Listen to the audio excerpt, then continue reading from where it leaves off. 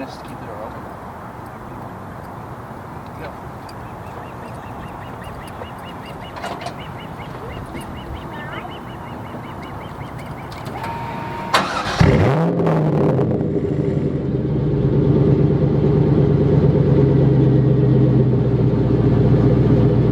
What's up, guys? Welcome to DriverJ's Garage. My name is Josh, and today we are going to be introducing the vehicle that has been in the garage the longest, my 2000 Chevrolet Camaro Super Sport hardtop with a 6-speed manual. Now, this car is an LS1, and again, has a 6-speed manual transmission and a hardtop, which is a decently rare option combination for this car and has almost every SLP option offered on these vehicles. So this is a well-optioned car. It has a leather interior. I've owned it for the past 14 years. I bought it in 2005 from a dealership where the original owner had traded it in. In just a few months, this car will be 20 years old. So it's not like it's not going to have its issues. However, these cars back in the day were pretty decently fast and still today are a kind of quick vehicle. The LS1 in these put out about 320 horsepower according to the manufacturer brochures and information that they released, as well as 345 foot-pounds of torque. Now, these are close to Corvette numbers, and rumor has it that the Corvette engine is actually tuned the same as this engine, and there is no difference in power output, only weight between the two cars. Whether there's truth to that or not, the rumor goes that Chevy said these cars made less power than their more expensive cousin, the Corvette, due to the nature of wanting to sell more Corvettes over the Camaro and not wanting to offend Corvette owners by having the cheaper car have as much power as theirs. Now, whether there's truth to that or not, dyno sheets and other people can tell you that, but I've never dynoed my car, so I don't specifically know. I've owned this car for 14 years and has now 90,000 miles. When I bought it in 2005, it had 26,000 miles. So I've had a lot of time behind this vehicle. Really only done basic maintenance to this vehicle outside of having to replace the clutch about 10,000 or a little more miles ago. So guys, as we take a look at the car, it definitely does have its issues. We're gonna go ahead and grab our other camera here and talk a little bit more about it. All right, guys, we're gonna switch to the handy cam here so we can get a little bit closer to the car. So we're gonna get up close first with the front of it because this is where you can really see the most wear and tear on the vehicle. It's a little bit difficult to see, but there are spots. Here we go. This is where it really is evident. There are spots all over the front of this vehicle from road debris causing chips on the bumper. Back when I first got this vehicle, really any type of vinyl protectant was basically unheard of, and those that existed were crazy expensive and honestly not very good at the time. So I kind of skipped on that option and I regret it, but at some point we are going to be talking paint. Paint on this car is near 20 years old, so you're going to have some imperfections. One of the biggest ones, and it doesn't show so much on the driver's side as it does the passenger side, and we'll go over here real quick and take a look. It's got bubbling in the roof, and it's kind of hard to see, but it does have the signature bubbling in the roof that these cars get due to the adhesive that was used to attach the roof to the steel body. So as we continue around the car, the story is very much the same with the paint condition around the vehicle.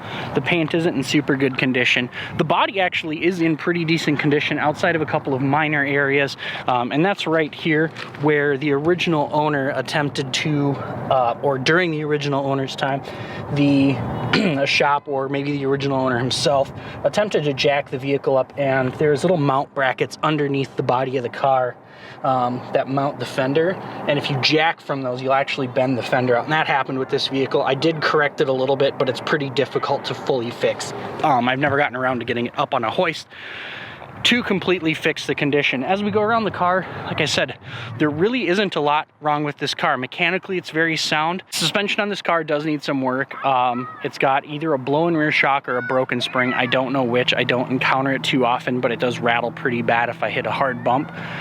And so it does need some work there, and that's in the rear side. As far as the body, the car is in really fantastic shape, and I absolutely love it. I've been driving this car every summer since it was brand new. Now, the things that are wrong with it, it does need new tires. These are coming up to the end of their life. I've really done no modifications to the vehicle in the time that I've owned it, outside of two very simple things. I did subframe connectors and I did a strut tower brace just over this last winter, and I'll show you guys those here in just a second. But we'll go ahead and go inside and actually talk about where the real issues of this car lie, and we'll go ahead and get the doors open. There's no rust. It's a Minnesota car, which is astounding, but it's been garaged every winter since it was new, so that's not going to be a concern. Now, what we do need to look at here, and the most concerning thing on the vehicle, is as we get into the interior, the first thing, we're actually right at it here as we get into the vehicle, you'll see my window, and the window does not go up or down. This is kind of hard to show, but my window sash is damaged, and I can actually move the window back and forth along the track, and that's a big problem. Now, unfortunately, the sash is no longer made, so to fix this, I do have to actually go to the rec yard or have a piece custom made to take care of that. The window regulator, I think, is still regularly available, and it'll probably be the second time that I've had it swapped in this car. I've had very, very poor luck. Actually, this is the worst item in any of the GM vehicles I've owned. I had the issue with my S10. I had the issue with S10 Blazer that I owned. And I had the issue with this. The window regulators go. I don't know why. Now, as we get further inside, we're gonna go ahead and we're gonna take a look at the seat. Now, this is 20 years of wear. You'll see that this section of the seat is starting to get worn down. This is the driver's seat, and a hole has actually been worn in the leather here. Now, I don't know if any of these parts are available. I have looked for the seat cushions themselves. However, the seat cushions aren't available. We'll take a real quick look at the interior here, and then we'll talk about the last issue the car has as we get in here.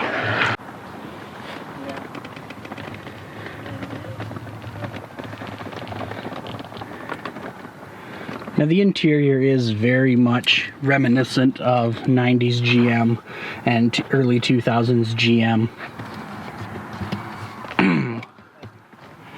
And while I love this car, the interior definitely doesn't live up to the quality of even my BMW, which is only a couple years newer than this. And my passenger door speaker rattles extremely bad, and my driver's door speaker is starting to as well. In addition to the speaker issues inside the car, we've got a couple other problems, and one of them constitutes as the most inconvenient problem in addition to the window, and that would be no air conditioning. My air conditioning in the car does not work. I don't know if it's just the charge is finally run up after 20 years of being on the road, or if it's actually an issue with my air conditioning system. I haven't looked into it yet. It ended up going out at the very end of last summer, but we're gonna go ahead and get out of the car now, because that is really it for issues on the interior of the vehicle. Overall, this car is in really good condition. In the engine bay, there's a additional modification that we have done to the vehicle, and that was adding in the strut tower brace here. That was added in this last winter, and we did add subframe connectors, I think the second year I owned the vehicle. I can't remember. It was a long time ago. They are starting to get chipped up. They're kind of hard to see underneath the car. Guys, that is really it for the issues with this vehicle. The Camaro is in overall pretty great shape. I have been lucky to have 14 years of trouble-free operation on this car. We're going to do a few things to it. We're going to get some projects done over the coming months, hopefully, if the budget for the channel allows, and we'll get those things taken care of, and we'll talk about them on the channel. But guys, if you're not already subscribed, you should go ahead and click that subscribe button and the notification bell up in the top right corner there. That way you get notified every time we put out new content on one of the vehicles in the garage, as well as go ahead and give that video a thumbs up because you did like it, right? Come on, let's be honest, you did. If you have any suggestions for future videos, questions on the Camaro, or just want to shoot the shit about automotive stuff, go ahead and drop a comment in the section down below. I do produce video game related content over here on the Rogue Gentleman Gamer channel. You guys all take care of yourselves. We'll see you out on the road.